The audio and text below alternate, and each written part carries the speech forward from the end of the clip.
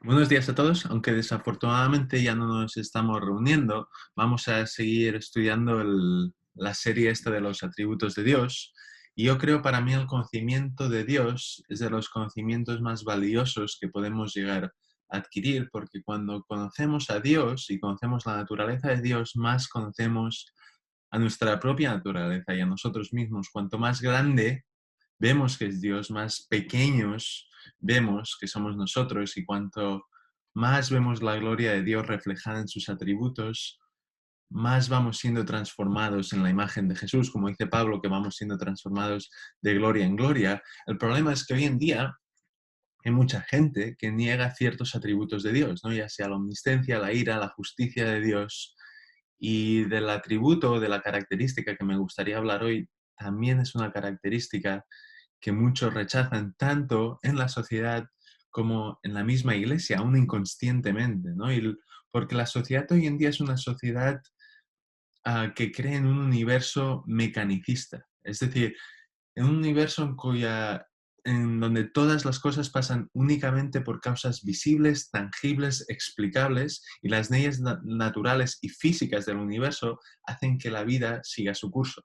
No es el equivalente a una máquina de una fábrica que solo necesita que la aprietes un botón. Y una vez la aprietas en un botón, ella ya hace lo que está diseñada para hacer, y el universo sería similar a este tipo de máquina, ¿no? El problema es que muchos creyentes han adoptado esta cosmovisión, una cosmovisión que ve a Dios como un mero espectador en el universo que no interfiere en nuestros asuntos personales, diarios, y que son triviales e insignificantes. Sí que es verdad que Dios hizo la máquina y que Dios apretó el botón, pero casi nunca interfiere para continuar operando.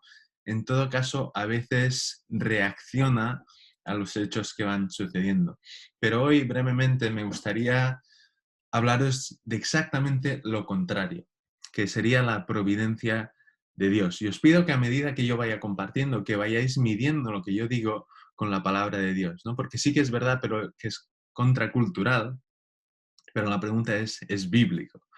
¿No? Por eso me gustaría que vayáis midiendo lo que voy diciendo con la Biblia. Pero antes de empezar, me gustaría definir un poco la palabra providencia, a qué me refiero.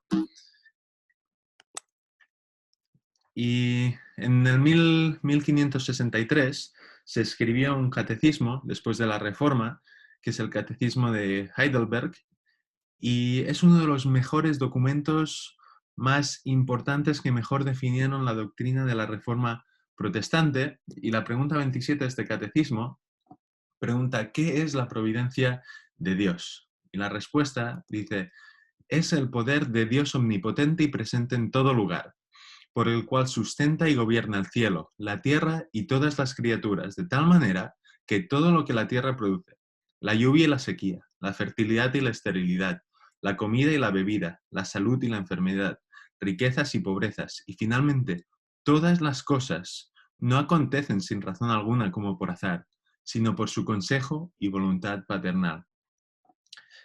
Esto es totalmente contracultural, es anti-universo mecanicista. Y si os habéis fijado, la providencia de Dios es una característica, un atributo de Dios que embarca otros atributos, ¿no? Porque la providencia de Dios está primero fundamentada en la sabiduría y el conocimiento de Dios, pues todo lo que controla y todo lo que gobierna lo hace a la perfección y sin cometer ningún error. Está también fundamentada sobre su soberanía y sobre su poder, porque Él lo gobierna y lo controla todo, porque tiene el derecho y tiene la capacidad de llevarlo a cabo. También está fundamentada sobre su bondad, pues todo lo que hace Dios y todo lo que gobierna Dios lo hace de una manera justa, ética, moral, y nada de lo que hace es inmoral. No puede hacer nada que sea malo, y todo lo que hace lo hace para nuestro bien y para su gloria. Por tanto, para hablar de la providencia de Dios, me gustaría mirar a la vida de José, hijo de Jacob, y encontramos su historia en Génesis de los capítulos 37 al 50, pero como no tenemos tiempo de leer 14 versículos ahora mismo, vamos a ir saltando de capítulo a capítulo, mirando versículos clave para explicar su historia y para intentar observar la providencia de Dios en su vida. Así que, aunque no lo vamos a poder leer todos, os animo a que esta semana os leáis su historia y meditéis en esto que vamos a estar hablando. Pero en su vida vemos la providencia de Dios reflejada en distintas etapas, ¿no? En el principio vemos la providencia tal vez reflejada en la imprudencia, ¿no? Cuando se nos introduce a José, en Génesis 37, se nos introduce un chaval de 17 años que parece un buen chico, que ama a su padre, que es obediente y que encima es pastor, pero también se nos explica tres cosas distintas que causaron o provocaron todos sus sufrimientos futuros. En primer lugar, el versículo 2 nos dice que José era un chivato, ¿no? Que cuando pastoreaba los rebaños con sus hermanos, él se iba apuntando todas las cosas que hacían mal sus hermanos y luego iba corriendo y se las decía a su padre, ¿no? Ahora, esto no es de por sí algo inmoral, ¿no? El chivarse no es necesariamente inmoral porque no sabemos cómo lo hacía, no sabemos si antes de chivarse intentaba él mismo confrontar a sus hermanos para que pararan de hacer eso malo, no sabemos cuál era su motivación, no sabemos si lo hacía para que su padre les riñese o lo hacía porque los amaba y quería lo mejor para ellos, pero independientemente de sus intenciones, esto hizo que sus hermanos lo empezaran a odiar. La segunda causa que provocó estos sufrimientos también era ajena a él. El versículo 3 nos dice que Jacob amaba a José más que al resto de los hermanos. ¿Vale? A ojos de los otros hermanos, José no era solo un chivato, sino que encima era el favorito del padre, que el padre lo trataba mejor, le hacía regalos especiales y esto les llevó a aborrecerlo incluso más. Versículo 4 dice, viendo sus hermanos que su padre lo amaba más, le aborrecían y no podían hablarle pacíficamente. Esto hizo que odiaran a José. Lo odiaban tanto que no podían decirle nada bueno, que no podían hablarle pacíficamente, hablaban de él violentamente y seguro que incluso fantaseaban con su muerte. La tercera causa, que fue la gota que colmó el vaso, supongo, fueron dos sueños. Vemos en los versículos 5 al 11 que José tuvo dos sueños en los que en el primero ve a sus hermanos arrodillándose o inclinándose ante él, y en el segundo no solo ve a sus hermanos, sino también al resto de la familia inclinándose y arrodillándose ante él y a él reinando sobre ellos. Esto obviamente hizo que sus hermanos lo odiasen incluso más, ¿no? Pero como vemos, la primera causa fue ajena a él, pues eran sus hermanos los que estaban haciendo cosas malas. La segunda era ajena a él, pues era su padre el que estaba jugando a favoritos. Y la tercera era ajena a él, porque era Dios mismo el que le estaba dando estos sueños y el que iba a cumplir estos sueños en su vida. Como mucho, podríamos culpar a José de ser imprudente. ¿No? Vemos que tal vez no lidió con estas situaciones de la mejor manera, tal vez podría haber dejado de chivarse o intentar confrontar a sus hermanos o intentar hablar con su padre acerca del favoritismo o quedarse los sueños para sí mismo. No tenía por qué restregarles en la cara a sus hermanos que no solo era el favorito del padre, sino también que era el favorito de Dios. Entonces tal vez fue un poco imprudente, pero incluso en la imprudencia de José, en la imprudencia de Jacob a jugar a favoritos y en el odio de los hermanos, la providencia de Dios estaba actuando para llevar a cabo un plan que ellos no se podían ni llegar a imaginar. Si ninguna de estas tres cosas hubiese pasado, el plan de Dios en la vida de José no hubiese sido llevado a cabo. Y este es el primer destello de la providencia de Dios, de su mano invisible que trabaja y actúa en todas las personas y en todo momento. La segunda es la providencia de Dios en la traición de los hermanos de José a José.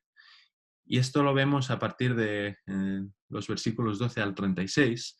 Vemos que los hermanos un día están pastoreando y Jacob quiere ver lo que se traman, así que envía a José a buscarlos para que se pueda chivar un poquito más.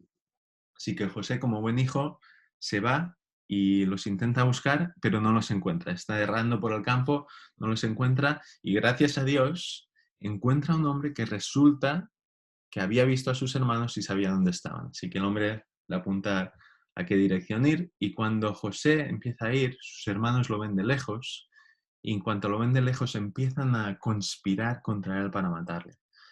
Génesis 37 del 19 al 22, dice: y dijeron el uno al otro: he aquí viene el soñador. Ahora pues venid y matémosle y echémosle en una cisterna, y diremos: alguna mala bestia lo devoró, y veremos qué será de sus sueños. Cuando Rubén oyó esto, lo libró de sus manos y dijo: no lo matemos.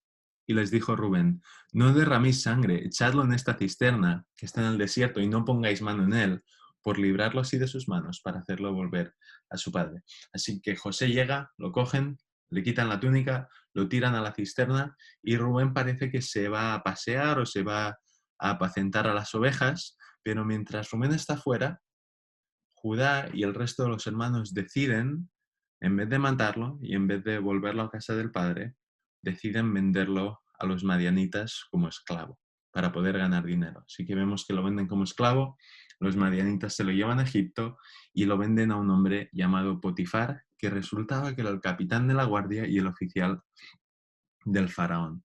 Entonces Rubén vuelve a la escena, se da cuenta de que José no está, se rasga los vestidos, luego tienen que fabricar e inventarse una historia que contarle a su padre, y su padre obviamente se le rompe el corazón, pero en esta escena tan dramática vemos la providencia de Dios en muchas situaciones, ¿no? Si su padre no hubiese enviado a José a buscar a sus hermanos, no le habría pasado eso a José. Si cuando estaba buscando a sus hermanos no los hubiese encontrado y no hubiese visto a este hombre completamente aleatorio, se tendría que haber vuelto a casa de su padre, pero por la providencia de Dios encontró a este hombre del que no sabemos nada, desconocido, el cual le apuntó a donde estaban los hermanos, a los que acabó yendo y lo acabaron vendiendo. Cuando estaba llegando a los hermanos, en tercer lugar, por razones desconocidas, Rubén, que también odiaba a José, que tampoco podía hablar pacíficamente acerca de él, por alguna razón desconocida, para a sus hermanos y le dicen: no, no lo matemos, pongámoslo en la cisterna para así luego devolverlo sano y salvo. Así que por la providencia de Dios, a través de Rubén, Dios le salva la vida a José. Luego vemos que justo cuando Rubén estaba fuera, que era el único que podía salvar como primogénito, era el único que podía salvar a José. Cuando Rubén estaba fuera, justo en ese momento pasan los madianitas, justo en ese momento lo venden como esclavo. Y por último, vemos que los madianitas podrían haber hecho con José lo que hubiesen querido. Se lo podrían haber quedado para ellos mismos, lo podrían haber llevado a otro país, lo podrían haber llevado a cualquier otra persona del mundo, pero justo se lo llevaron al oficial del faraón. Entonces, otra vez, sin que lo supieran, sin que nadie se enterase de lo que estaba pasando, Dios estaba actuando a través de la vida de Jacob, de José, del hombre este desconocido y anónimo, a través de Rubén, de los hermanos e incluso de los madianitas, para llevar a cabo este plan del cual no se podían ni imaginar. En tercer lugar, vemos la providencia divina actuando en la integridad de José y en la deshonestidad de la mujer de Potifar. Si continuamos la historia, vemos que José es vendido a Potifar. Y en cuanto José entra en la casa de Potifar, trae consigo la bendición de Dios. Todo lo que hacía José, Dios lo bendecía y Dios lo prosperaba. Entonces, cuando Potifar se da cuenta de esto, lo establece como el mayordomo o el administrador de absolutamente todo lo que tenía en su casa y fuera de su casa. El problema es que después de un tiempo, la mujer de Potifar empieza a poner sus ojos en José y empieza a insistirle en que se acueste con ella. José, en su integridad, rechaza todos estos intentos de la mujer, y en Génesis 39, versículos 8 y 9, José dice: he aquí que mi Señor no se preocupa conmigo de lo que hay en casa, y ha puesto en mi mano todo lo que tiene. No hay otro mayor que yo en esta casa, y ninguna cosa me ha reservado sino a ti, por cuanto tú eres su mujer. ¿Cómo pues haría yo este grande mal y pecaría contra Dios? O sea, José resiste la tentación, José se mantiene íntegro, pero hay un día en el que no hay nadie más en casa, que la mujer le vuelve a insistir, lo coge, pero José sale corriendo, se huye de la casa, pero en cuanto huye, la mujer lo acusa falsamente de haberla intentado violar. Cuando Potifar escucha esta historia de la mujer, se llena de rabia y coge a José y lo tira en la cárcel. Pero de la misma manera, durante todo este tiempo vemos la providencia de Dios actuando y ahora un poco más explícitamente. Mira todas las menciones del capítulo 39. Versículo 2. Mas Jehová estaba con José y fue varón próspero. Versículo 3. Jehová estaba con él y todo lo que él hacía, Jehová lo hacía prosperar en su mano. Versículo 5. Jehová bendijo la casa del egipcio a causa de José, y la bendición de Jehová estaba sobre todo lo que tenía, así en casa como en el campo. Versículo 21. Pero Jehová estaba con José y le extendió su misericordia. Versículo 23. Jehová estaba con José y lo que él hacía, Jehová lo prosperaba. Obviamente Dios estaba trabajando, ¿no?, detrás de las cámaras aquí en todo momento durante esta etapa y durante realmente toda la vida de José. Él fue el que lo hizo prosperar en todo asunto. Él fue el que lo hizo lo notable a los ojos de Potifar. Él fue el que lo hizo sobresalir por encima de sus compañeros. Él fue el que sobrenaturalmente le salvó la vida a manos de Potifar, porque si tú te imaginas un esclavo intentando violar a la mujer de un oficial, eso seguramente merecía la muerte. Dios, la providencia de Dios, lo salvó de sus manos. Y también, como veremos luego, fue la providencia de Dios la que también lo puso en la cárcel. Pero espero que vayáis viendo estas implicaciones. José no fue un hombre próspero porque era íntegro y porque trabajaba muy duro y porque era honesto, y el resultado lógico de esto es ser exitoso. Dios estaba activamente trabajando en José para prosperarlo y así cumplir sus propósitos a través suyos. No era simple casualidad, no era simple causa y efecto, sino que era Dios detrás de las cámaras actuando para que José fuese prosperado. Y luego llegamos a la cárcel y vemos la providencia de Dios en la cárcel y en el olvido, ¿no? Como sabes la historia, José entra en la cárcel y de la misma manera que le pasó a Potifar, le pasa al jefe de la cárcel. El jefe de la cárcel se da cuenta de que todo lo que toca a José es prosperado. Ve que José está bendecido, así que lo pone como jefe o como supervisor de todos los asuntos de la cárcel. Al cabo de un tiempo el faraón echa en la cárcel a su copero y al jefe de los panaderos, y como José se encargaba de todo en la cárcel, también se encargaba de servir a estos dos presos. Y como los servía, interactuaba con ellos, y una noche estos dos presos tienen un sueño cada uno distinto que les turba mucho, que no pueden interpretar, y cuando se lo cuentan a José, con la ayuda de Dios, José les interpreta el sueño, y si os acordáis, era el sueño del panadero, es que Faraón lo iba a ejecutar, y el sueño del copero era que Faraón le iba a restituir su trabajo y le iba a perdonar la vida. Así que cuando les interpreta este sueño, José le pide al copero: por favor, cuando salgas de la cárcel, acuérdate de mi inocencia y pídele al faraón que me salve, que me rescate, que me saque de la cárcel. Pero en cuanto el copero sale de la cárcel, se olvida por completo de José. Y otra vez vemos aquí la providencia de Dios. Dios hizo prosperar a José en la cárcel.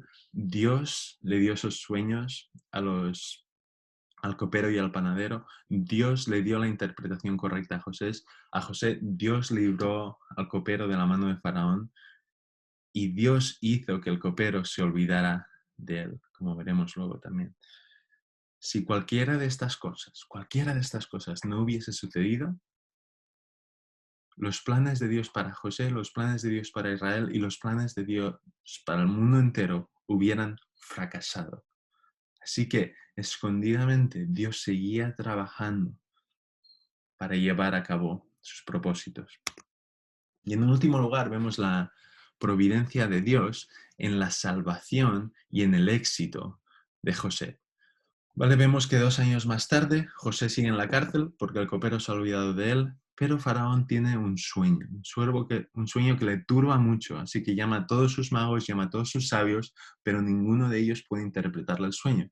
Y es en ese momento que el copero se acuerda y le dice al faraón que había un joven hebreo en la cárcel que le interpretó correctamente el sueño tanto a él como al panadero. Así que Faraón rápidamente llama a José y José le interpreta el sueño correctamente. Si te acuerdas del sueño, era que venían 7 años de gran abundancia seguidos de 7 años de hambre. Y José le dijo a Faraón que tenía que encontrar a un hombre sabio para poner durante sus 7 años de abundancia, para que pudiera administrar bien la comida, para así sobrevivir los 7 años de hambre.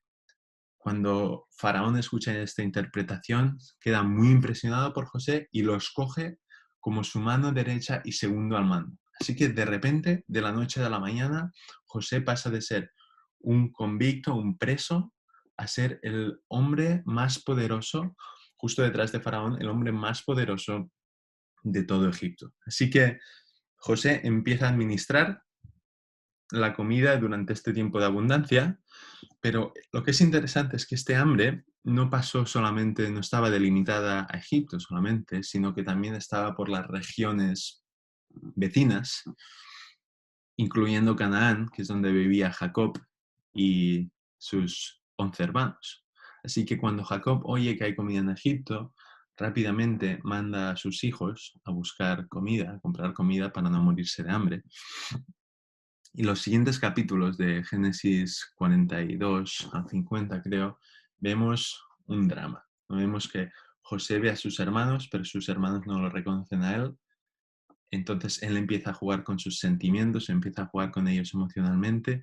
Finalmente se revela a ellos, les perdona y les invita tanto a ellos como a su padre y como al resto de la familia a venir a Egipto para que puedan sobrevivir este hambre y puedan prosperar en la tierra de Egipto.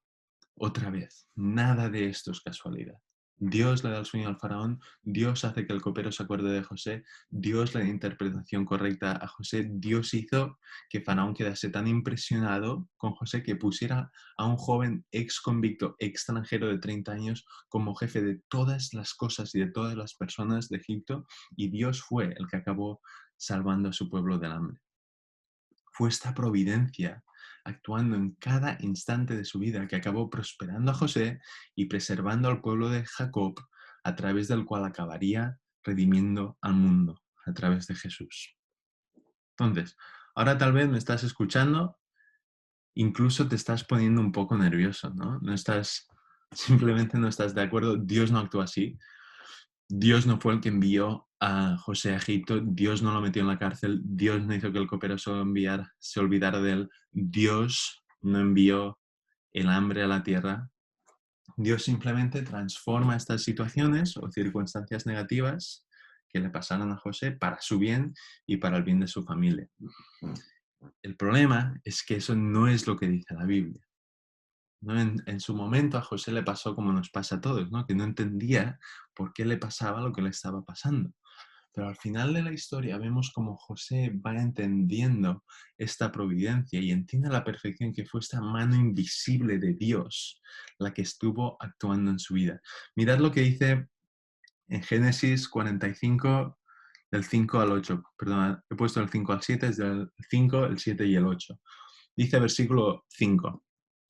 Ahora pues, no os entristezcáis si ni os pese de haberme vendido acá, porque para preservación de vida me envió Dios delante de vosotros. ¿Quién envió a José a Egipto? Versículo 7. Y Dios me envió delante de vosotros para preservaros posteridad sobre la tierra y para daros vida por medio de gran liberación. ¿Quién envió a José a Egipto? ¿No fueron los hermanos?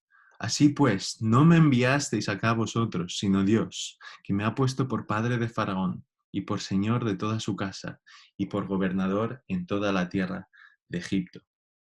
¿Vale? Según José, después de haber visto el plan de Dios casi completo, entiende que no fueron sus hermanos los que lo enviaron ahí al haberlo traicionado y vendido como esclavo, sino que fue Dios. Y mirad lo que dice al final de todo, Génesis 50, versículo 20. Dice, vosotros pensasteis mal contra mí, mas Dios lo encaminó a bien para hacer lo que vemos hoy, para mantener en vida a mucho pueblo. Tal vez ahora dices, ¿ves? Aquí dice que los hermanos pensaron mal, pero que Dios lo encaminó o lo transformó para bien. Pero Dios no es un Dios que va apagando fuegos y además esto no es lo que dice el texto. De hecho, la palabra hebrea para pensasteis y la palabra hebrea para encaminó es literalmente la misma, ¿vale? La misma palabra. No sé por qué traducen algo tan diferente cuando es la misma palabra para el mismo hecho llevado a cabo hacia la misma persona. Pero es decir, lo que está diciendo aquí es lo mismo que los hermanos pensaron o planearon o tenían intención de llevar a cabo. Es decir, vender a José a los ismaelitas es lo mismo que Dios pensó, planeó o tenía intención de llevar a cabo. Es decir, vender a José a los ismaelitas. Vosotros pensasteis el venderme a los ismaelitas para mal, Dios pensó el venderme a los ismaelitas para bien, para salvaros a todos vosotros. Esto es lo que dice este versículo. Ahora, antes de seguir, me gustaría hacer un paréntesis, porque no quiero que se me malinterprete. En ningún momento estoy diciendo que la providencia de Dios nos quite a nosotros la responsabilidad de pecar. Es decir, el hecho de que Dios en su providencia actúe a través o en mi pecado no significa que yo no sea responsable de mi pecado.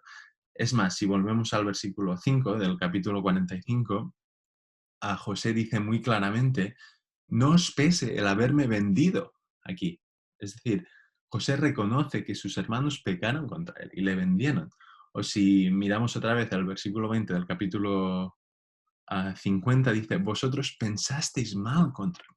Es decir, siguen estando en culpa, siguen habiendo pecado, pero eso no significa que Dios no pueda actuar a través de ese pecado. Así que no quiero decir que no tengamos responsabilidad y que no seamos culpables de nuestro propio pecado y tampoco quiero decir que Dios sea el autor de pecado o que Dios haga cosas malvadas. En ningún momento digo eso y no tengo tiempo de entrar a hablar de cómo es que Dios utiliza el mal o cómo es que Dios decreta ciertas cosas que nosotros no podemos entender. Nos pasaríamos aquí todo el día.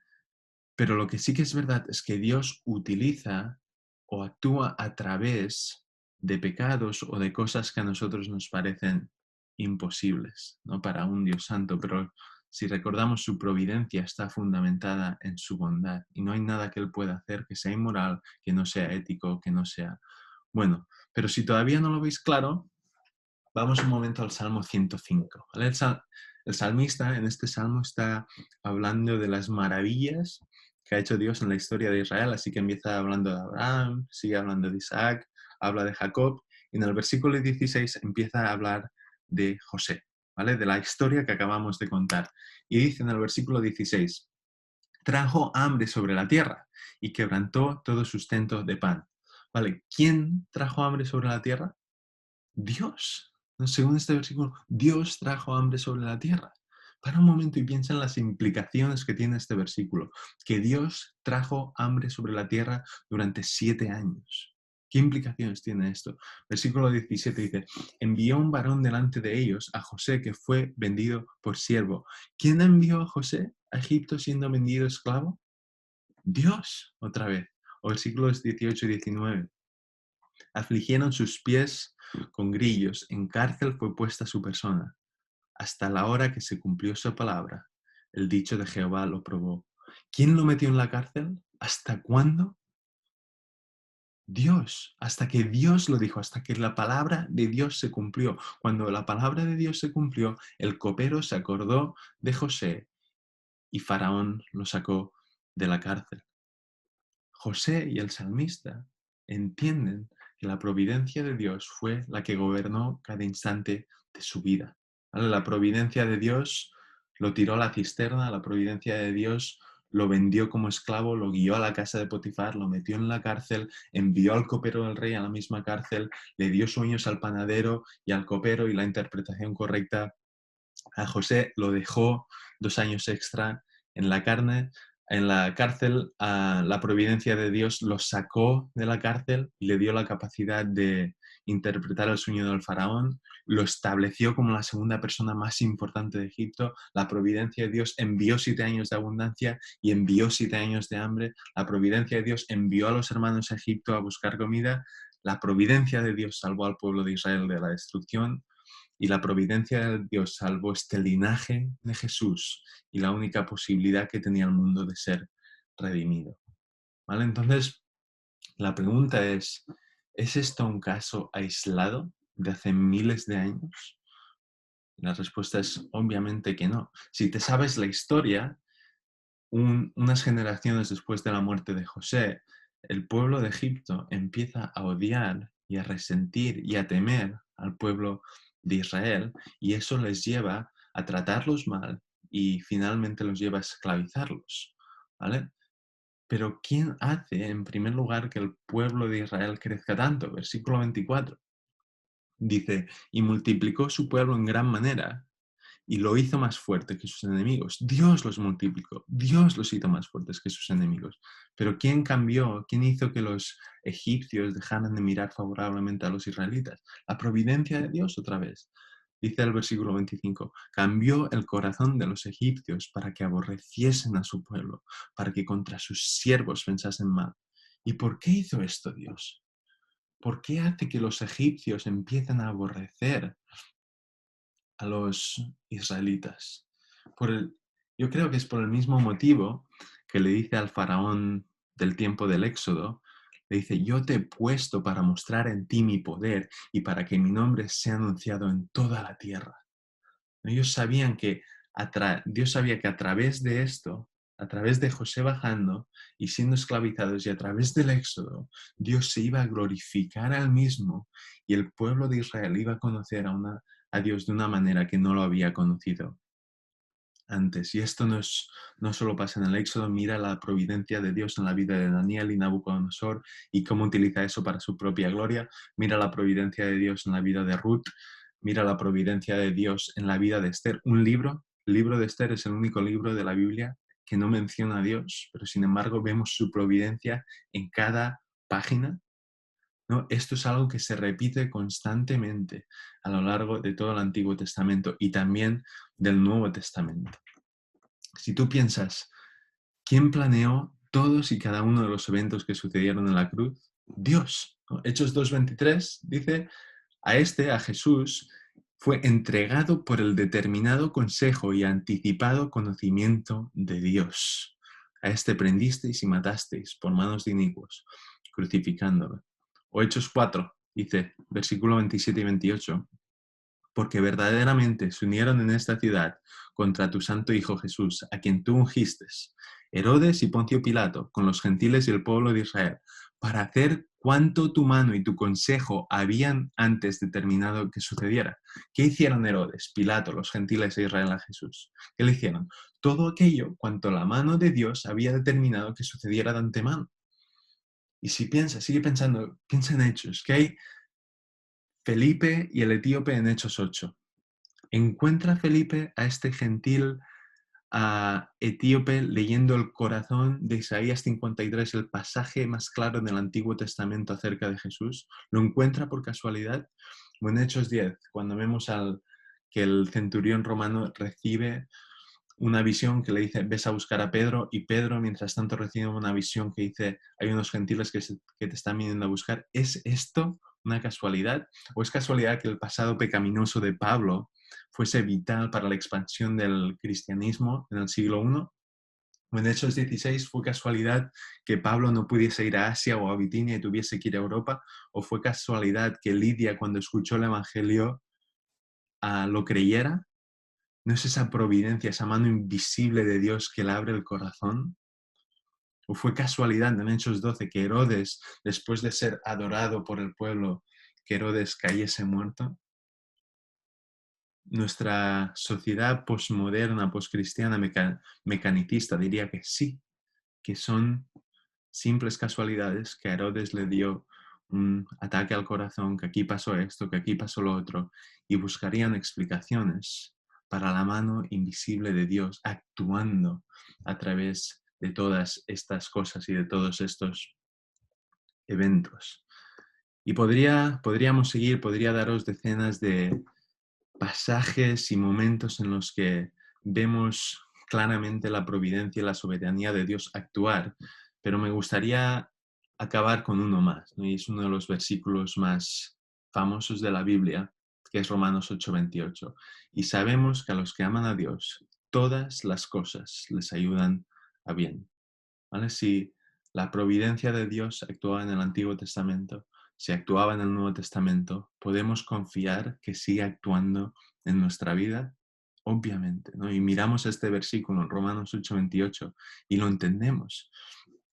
Pero piénsalo bien, ¿te crees este versículo?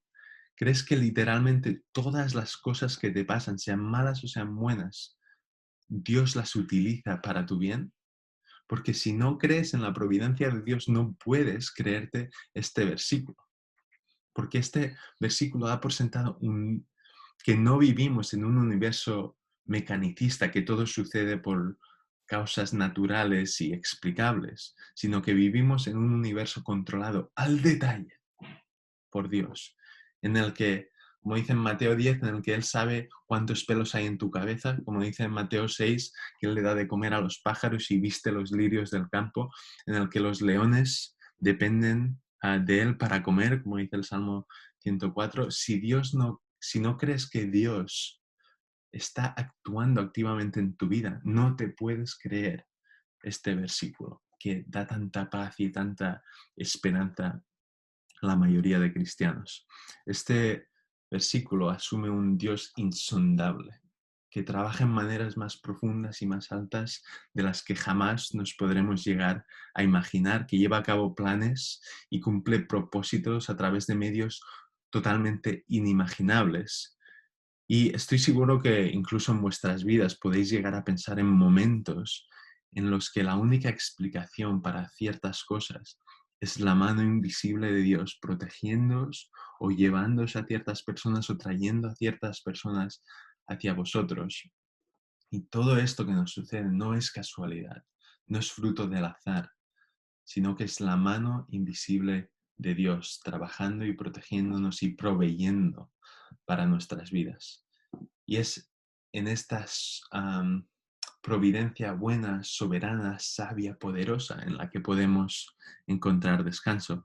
Por eso el catecismo de Heidelberg hace una pregunta más y dice, ¿qué utilidad tiene para nosotros este conocimiento de la providencia divina?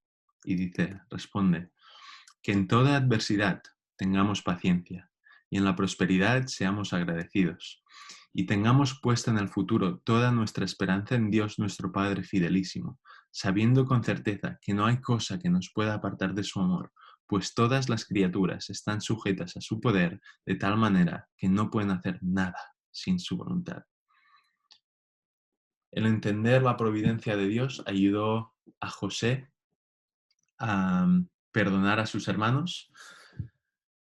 También ayudó a José a encontrar paz en medio de sus tormentas y a confiar a Dios en medio de sus tragedias. Le ayudó a mantenerse firme e íntegro, le ayudó a estar agradecido en todo momento y debería tener el mismo efecto en nuestras propias vidas, ¿no? Cuando entendemos y descansamos en esta buena, sabia y poderosa providencia, deberíamos estar llenos de esta paz que sobrepasa todo entendimiento, ¿no? Nos tendría que liberar de todo rencor, debería ayudarnos a mirar a nuestras tragedias como medios que Dios está utilizando para nuestro bien, ¿no?